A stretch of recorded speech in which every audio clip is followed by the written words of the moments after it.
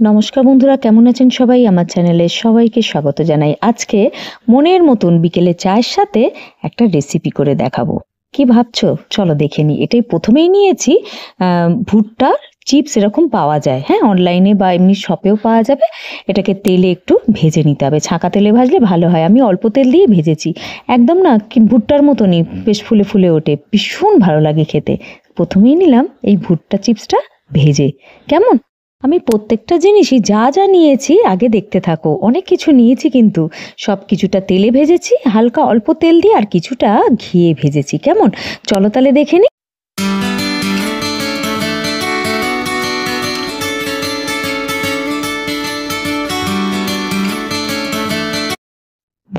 ভুট্টা চিপসটা ভাজা হয়ে যাওয়ার পর অল্প অল্প করে কিন্তু সব নিয়েছি, তোমাদের মনের মতন। এটা কোনো মাপ পরিমাপ নেই, যেরকম মনে হয় ইচ্ছা হবে সেরকমই জিনিসগুলো নিতে পারো। কেমন? উপকরণগুলো কাঁচা বাদাম নিয়ে একটু হালকাভাবে ভেজে নিয়েছিলাম। এটা কিন্তু তেলেই ভাজলাম, শুকনো করাতেও ভাজতে পারো, তেলে ভাজলে একটু তো ভালো লাগে খেতে, তো সেই জন্য নিয়েছিলাম তেলে ভেজে। কেমন?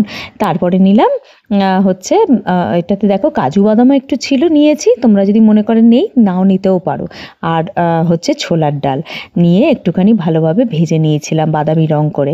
সব কিন্তু মিডিয়াম ফ্লেমে ভাজতে হবে, হ্যাঁ, জোর ফ্লেম করে, মানে আঁচটা জোর করে দিয়ে গ্যাসের ফ্লেমটা সেই মতন কিন্তু করলে পুড়ে যাবে, ভেতর থেকে মুচমুচে হবে না। তো দেখো, এরপরে কড়াটা তেলটা ঢেলে নিয়ে আমি ওই কড়াতেই দিয়ে দিলাম ঘি। 1 চামচ মতন ঘি দিয়েছি, বেশি কিন্তু নয়। মাখানা নিয়েছিলাম। মাখানা তো জানো সবাই ভীষণ ভালো, বাচ্চা বড় সবার পক্ষে, শরীরের পক্ষে ভালো। মাখানাটা মুচমুচে করে ভেজে নিয়েছিলাম মিডিয়াম ফ্লেম করে। একদম যেন গ্যাস না, একদম আস্তে করে চালাতে হবে, মানে ফ্লেমটা যেন থাকে। আবারও নিলাম একটু ঘি। এখানে একটু মুড়ি নিয়েছিলাম, নিয়ে মুড়িটাও একটু ভেজে নিয়েছিলাম। সব কিন্তু ইচ্ছা মতো নিতে পারো, এতে মাপ পরিমাপের কোনো প্রয়োজন নেই। হ্যাঁ, তো মুড়িটাও নিয়ে একটু বেশ ঘিয়ে ভেজে নিলাম। অসাধারণ খেতে হয়েছিল, কিন্তু তোমরা এটা করে দেখো বন্ধুরা, আর আমাকে কমেন্টের মাধ্যমে জানাতে একদম ভুলো না। কেমন? তো দেখো, আবারও নিলাম একটু ঘি। সব কিন্তু 1 চামচ, বড় চামচের 1 চামচ করেই নিয়েছি, অল্প অল্পই নিয়েছি। ঘি তেল যে অনেক দিয়েছি তা না। দেখো, এই চিড়েটাও ভেজে নিলাম এই ঘি, হালকা 1 চামচ ঘি দিয়ে, ঠিক এই মতো। এই যা যা ভাজছি সব কটা কিন্তু একটা পাত্রেই ঢেলে ঢেলে রাখছি। কেমন? দেখো, একদম মুচমুচে হবে, ঠিক এই মতো। আস্তে, মানে মিডিয়াম ফ্লেম করে এগুলো ভেজে নিও। কারণ কি, এটা জোরে করে দিলে বারবারই বলছি পুড়ে যাবে, নাহলে মানে কাঁচা কাঁচা থেকে যাবে। এবার আবারও নিলাম তেল, এবার কিন্তু ঘি নিইনি, তেল নিলাম।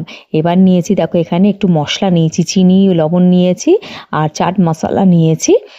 আর এদিকে দেখো একটু কাঁচা লঙ্কাটা কুচি করে নিয়েছি, বেশ ভালো লাগে খেতে। আর দেখো, এখানে কারি পাতা তো নিয়েইছি, কারি পাতার গন্ধটা ভীষণ ভালো লাগে। 2টো শুকনো লঙ্কা নিয়েছি, সর্ষে নিয়েছি।